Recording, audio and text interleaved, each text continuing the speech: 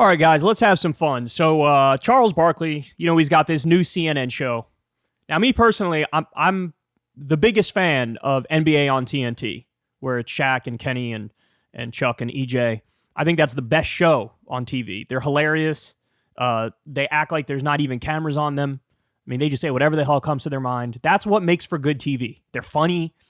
And so I was hoping that Charles Barkley would bring that energy to CNN. Now, look, to be fair, to this point, he's a little more straight-laced on this show, but for understandable reasons. I mean, in his mind, he's like, this is CNN. This is not TNT. It's a different audience. And so Gayle King is his co-host, and, she plays the very straight-laced person who tries to keep everything on the tracks, the same role that EJ plays for NBA on TNT. And, to this point, there hasn't been too many, noteworthy moments from this show. Now, I told you guys, when we learned that this show was going to happen, I told you he's got to bring that same energy he has on NBA on TNT to CNN.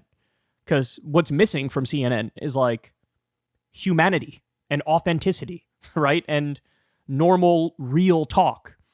And in fact, I just wish they gave a show on CNN to all the guys who do NBA on TNT. Could you imagine Shaq and Kenny and EJ and Chuck talking about politics? Oh, it'd be the funniest thing ever. I'll be fun. And I don't care that, if Shaq doesn't know anything about politics, who cares? Just let him go out there and say whatever the hell he wants. It makes it even better. So we got this moment from Gayle King and Charles Barkley here. Gayle King is going to play for Charles Barkley a clip of Trump recently. Remember the thing he said about black people and why they love him? You'll see it. They're going to play that, and then we're going to get Charles Barkley's reaction. And this is golden.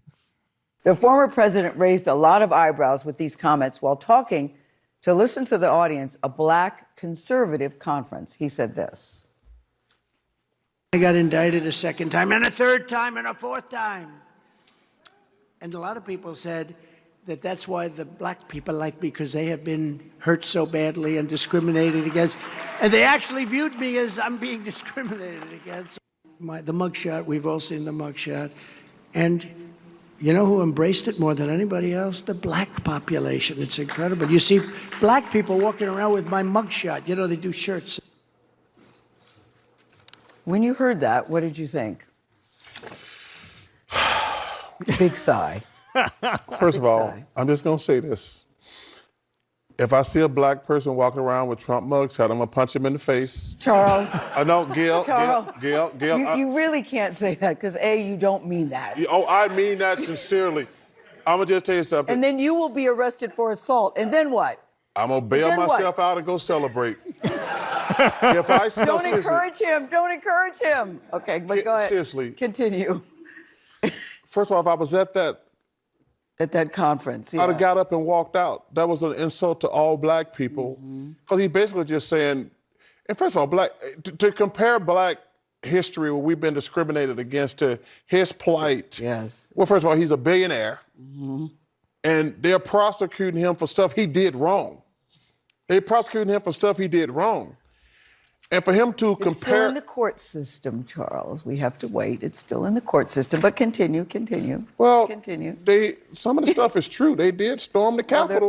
They did say that the election was stolen. Those aren't lies, Gayle. Yeah. Those are They facts. did say that. They did say that. But to compare, I would have got up and walked out because it's not a fair comparison. He's a billionaire. He's had a great life. He's been president of the United States. To insult black people who have been discriminated against all these years, to put them in the same category, I was just offended. That's awesome. Now, I don't know, to be fair, I don't know if the right has picked up on this yet to try to make Charles Barkley the number one boogeyman. But that's going to be hard to do. Why? Because it was funny. What he said was funny. And Gayle King's like, oh, you don't mean that. And he's like, yes, I do. And you're laughing, so it's hard to take it too seriously and be outraged in response. I'm sure if the right gets a hold of it, they will do that. But I haven't seen any of that just yet. I've just seen people, laughing. So a couple points.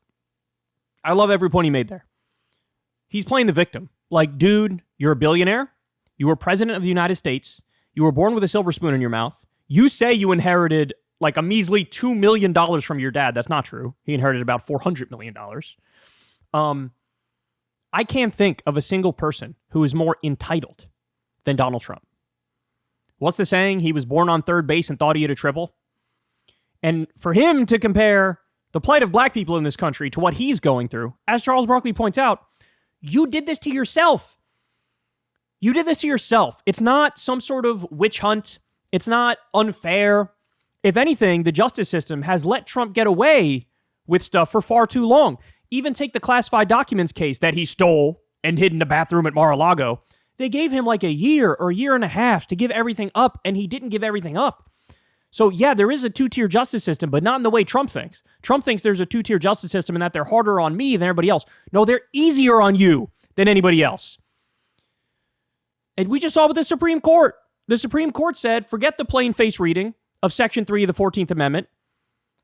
Forget that it's the insurrection clause and you committed insurrection or aided and abetted the people who did commit insurrection. We're going to throw out the plain face reading and say you're allowed on the ballot. How's that bias against you? That's bias in favor of you. And to Gayle King, she's trying to temper him here and make sure Charles Barkley doesn't go too far. And she, allegedly it's in the courtroom, et cetera. We got to wait to figure out if he actually did these things. No, we don't.